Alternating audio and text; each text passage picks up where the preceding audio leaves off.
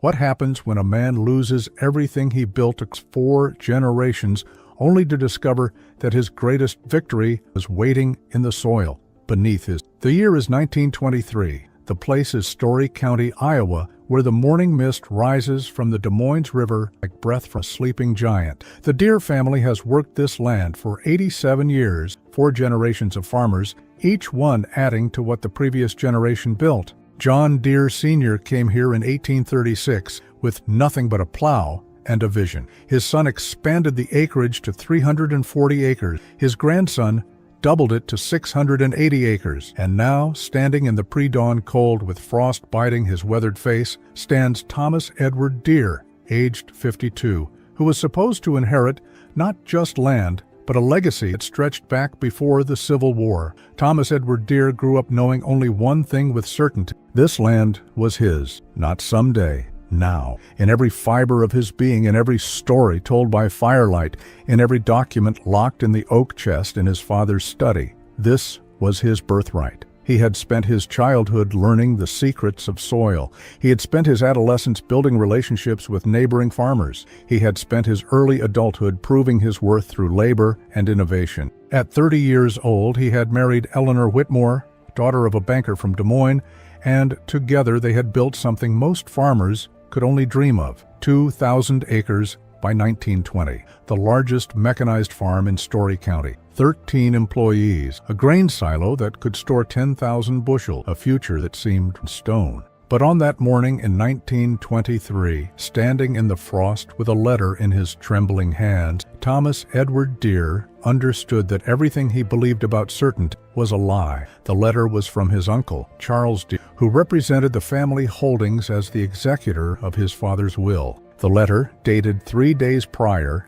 and written in the formal language of legal machinery, informed Thomas Edward that upon his father's death 6 months earlier, a debt had been discovered, not a small debt, a catastrophic debt.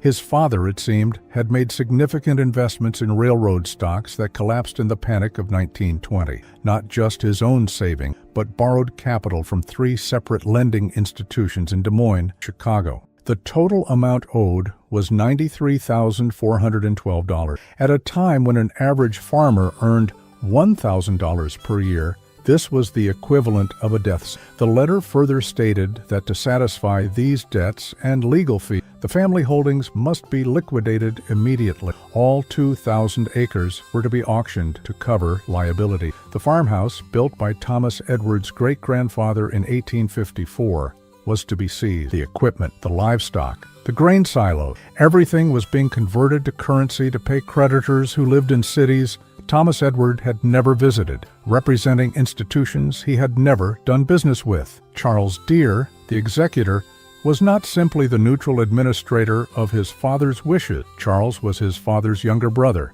and Charles had never forgiven Thomas Edward for being named the primary heir. Charles had spent 30 years in Des Moines as a banker himself, accumulating his own wealth through financial instruments rather than labor. This debt, this auction, this destruction of his older brother's legacy was an opportunity Charles had perhaps unconsciously hoped for across those 3 decades of quiet resentment. Thomas Edward sat on the porch steps of the farmhouse that morning as the sun began to break through the mist. He could hear Eleanor calling from in, asking if he was coming in for breakfast. He could not answer. He could not move. At 52 years old, he was about to lose everything, not through poor farming, not through drought, disease, or market collapse he could have anticipated. He was losing everything because his father had made a single catastrophic financial decision, and his uncle had weaponized that decision against him, the full force of institutional law. When Eleanor finally came out and read the letter herself, standing in the same spot where she had stood as a young bride 22 years earlier, she did something that Thomas Edward would remember for the rest of his life. She did not cry. She did not scream. She simply placed her hand on his shoulder and whispered 3 words: "We will rebuild." What neither of them knew was that rebuilding would require them to understand something that few farmers in America had yet grasped. The world was changing. The horse was dying. The future belonged to iron. The auction took place on a gray day in late October of 1923. more than 200 farmers gathered at the courthouse steps in Nevada, Iowa, to watch the Deere family legacy be dismantled. Thomas Edward stood at the back of the crowd, watching strangers bid on fields his great-grandfather had cleared with his own hands, watching equipment his father had carefully maintained be knocked down to the highest bidder, watching the farmhouse, wraparound porch, and second-story windows being purchased by a speculator from Chicago who would never live there. By the end of the day, the Deere family owned nothing but the clothes they wore and whatever Eleanor had managed to save in a small account her father had set up in her own name. Thomas Edward was 52 years old, with no land, no equipment, no prospects beyond whatever manual labor he could find. He found work the next week at Hartwell & Sons, a grain mill on the outskirts of Ames. The pay was $12 per week, approximately 23% of what he had earned as an independent farmer.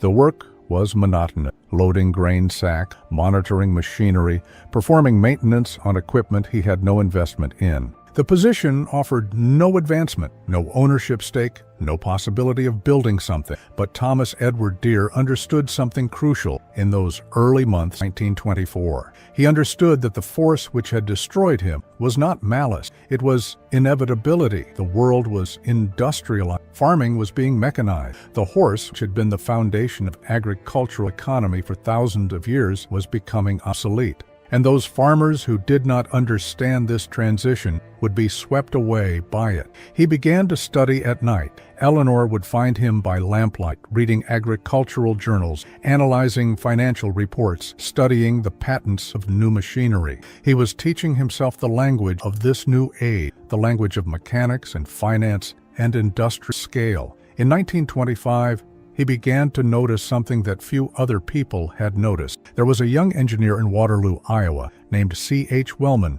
who was experimenting with something revolutionary, a tractor, not a steam engine, not a horse, but a machine that could replace both, powered by an internal combustion engine burning kerosene or gasoline. Thomas Edward left his job at Hartwell & Sons and moved his family to a rented cottage in Waterloo. He found work as a mechanic and handyman, but his real work was understanding tractors. He volunteered for Test Farm. He helped with equipment demonstration. He read everything published about internal combustion engine. He learned to understand the differential, the transmission, the fuel system, the ignition timing. What Thomas Edward was doing, without fully articulating it to himself, was preparing for revenge of a specific and sophisticated kind. He was learning the future. He was positioning himself not as a victim of change, but as someone who understood change so deeply that he could exploit it. By 1930, he had accumulated $14,000 through careful saving and additional work as a farm implement salesman. This money had come from Eleanor's careful domestic economy, from his own double shifts, from every sacrifice. $14,000. It sounds like a fortune, but in 1930, as the Great Depression was beginning to spread across America like a plague, it was barely enough to start something small. But Thomas Edward had a plan that required nothing more than timing and patience. He had discovered something about his uncle Charles that shaped everything that would follow. Charles Deere, the banker who had orchestrated the liquidation of the family farm, had himself become overextended. The stock market crash of 1929 had devastated many bankers, and Charles was an exception. He had invested heavily in real estate across Iowa, particularly in rural property, purchased cheaply at foreclosure auctions like the one that had destroyed Thomas Edward. Charles had intended to hold this property for appreciation, but the Depression had other plans. By 1932, Charles was in debt to multiple creditors. The rural real estate he had purchased was now worthless. The mortgages he held were defaulting as farmers could no longer pay rent. Charles needed liquid capital, and he needed it urgently. Thomas Edward had been quietly, methodically acquiring small parcels of land around Story County, not the large holdings that would have drawn attention, but strategic small parcels, field boundaries, water access points, equipment storage locations. 38 separate small properties accumulated between 1930 and 1934, acquired through intermediaries so that the name Thomas Edward Deere did not appear on the deeds. Then, in 1934, using borrowed capital and the land he owned as collateral, Thomas Edward made his first major move. He approached Charles with an offer to purchase a substantial parcel of land that Charles owned in the eastern section of Story County, 42 acres, good soil, water access. The price was far below market value because Charles needed to sell immediately. The negotiation took 3 days. Charles, seeing only a desperate former farmer trying to piece together a modest operation, believed himself to be the clever one in the transaction. He had no way of knowing that the 38 small properties Thomas Edward owned surrounded this 42-acre parcel on 3 sides, that the water rights on those properties were crucial to developing the larger parcel, that Thomas Edward had been maneuvering towards this specific piece of land for 7 years. When the sale was finalized on the morning of November 17, 1934, Charles believed he had made a profitable transaction. Thomas Edward knew he had just moved his knight into position for checkmate. Over the next 5 years, Thomas Edward continued this pattern: small acquisition, strategic positioning, gradual accumulation of land that appeared worthless in isolation, but formed a mosaic of valuable holdings when viewed as a complete system. He was building something that looked like a farm, but was actually an empire in waiting. And throughout this entire period, the tractor was becoming increasingly indispensable. What had been experimental in 1925 was now mainstream by 1939. Farmers who had survived the Depression were mechanizing rapidly. The horse was dying, just as Thomas Edward had predicted. In 1939, at the age of 68, Charles Deere suffered a catastrophic stroke. He survived the stroke but lost the ability to speak clearly and could no longer manage his business affairs. His estate was thrown into chaos. Creditors began circling. Properties were being seized to pay debts. It was in this moment, when Charles was most vulnerable, that Thomas Edward Deere revealed himself. He appeared at Charles's bedside with a carefully prepared proposal. Thomas Edward would consolidate all of Charles's remaining debts, pay them in full, and assume all of Charles's liabilities. In exchange, Charles would sign over all remaining family properties, plus significant additional landhold Charles's creditors controlled but had no ability to sell in the current market. Charles, in his stroke-damaged state, could not mount a defense. He could not even clearly understand what was being presented to him, but the documents were prepared, the terms were clear, and by November of 1939, the transfer was complete. Thomas Edward now owned 12,398 acres across Story County and surrounding areas. Land that had been fragmented and scattered was now consolidated under a single vision.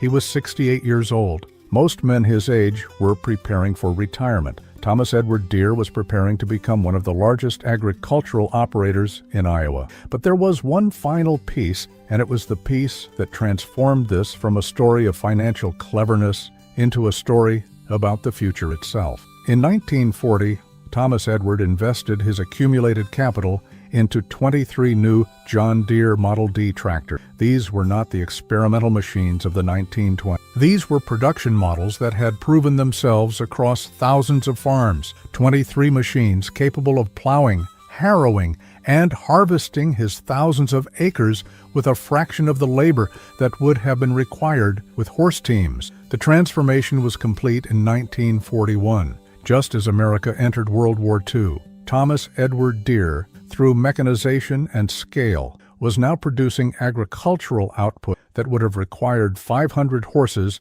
and 50 farm laborers, and he was doing it, machinery and 15 employees. What Charles Deere never understood, what the creditors never understood, what even Eleanor sometimes struggled to understand, was that Thomas Edward was not simply rebuilding what had been lost. He was building something entirely new. He was not trying to replicate the past. He was trying to anticipate the future.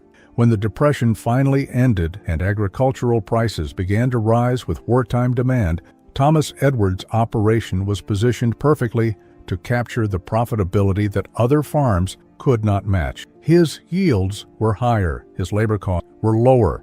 His mechanization gave him flexibility that traditional farms lacked. By 1945, at the age of 74, Thomas Edward Deere was the largest individual agricultural operator in Story County, generating annual revenues of $187,000. Charles Deere died in 1942, quietly in a care facility in Des Moines, his legacy entirely erased, his name removed from property records, his children inheriting nothing but debt. No one marked his passing. No one preserved his story. The uncle who had destroyed his nephew's legacy was himself destroyed, but not through revenge, through irrelevance. Thomas Edward lived until 1954, long enough to see his two sons inherit an operation that had grown to 14,000, with an additional network of equipment dealers and farm service businesses. Long enough to see his grandchildren growing up in a world where tractors were normal, where horse-drawn farming was becoming museum exhibits,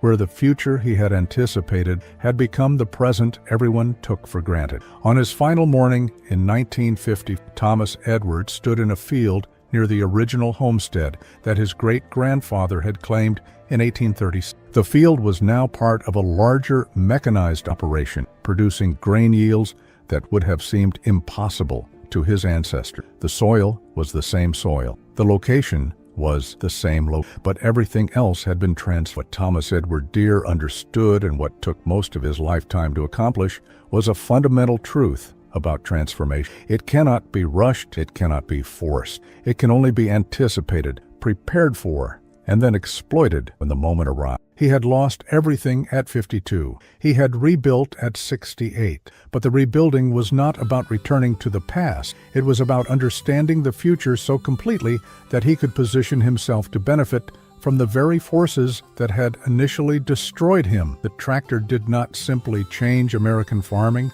It changed the entire structure of rural society. It eliminated the need for seasonal labor. It accelerated rural depopulation as families moved to cities. It consolidated land holdings as small farmers were unable to afford mechanized equipment. It transformed farming from a lifestyle into an industry. And those farmers who understood this transition, who prepared for it, who invested in it, became the agricultural princes of the 20th century. Thomas Edward Deere was one of them, not because he was smarter than other farmers, not because he was luckier, but because he understood that revenge is not destruction.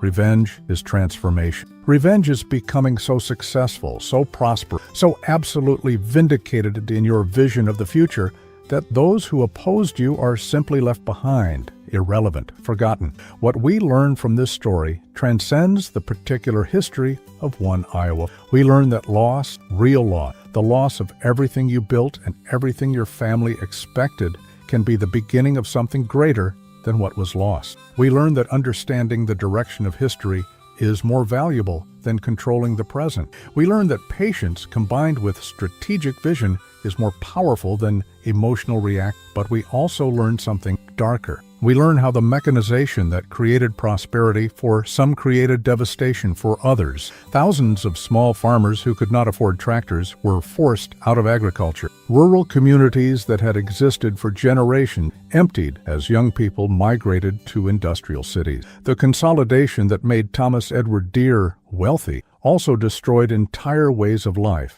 The horse did not simply disappear. The farmers who could not adapt disappeared with it. This is the paradox of progress. Every transformation creates winners and losers. Thomas Edward Deere was a winner, but his victory was built on the foundation of thousands of losses. The story of the tractor is not simply a story of technological innovation. It is a story of economic displacement, of cultural destruction, of the violent restructuring of society in service of efficiency and profit. The question we should ask ourselves, watching this story from our contemporary moment, is whether we are Thomas Edward Deere, positioned to benefit from the transformations coming toward us, or whether we are the farmers with horses, unable to understand why the world is changing around us, watching our way of life become obsolete before we even understand that it is happening. The future belongs to those who anticipate it, but what price do we pay for that end, and who pays it for us?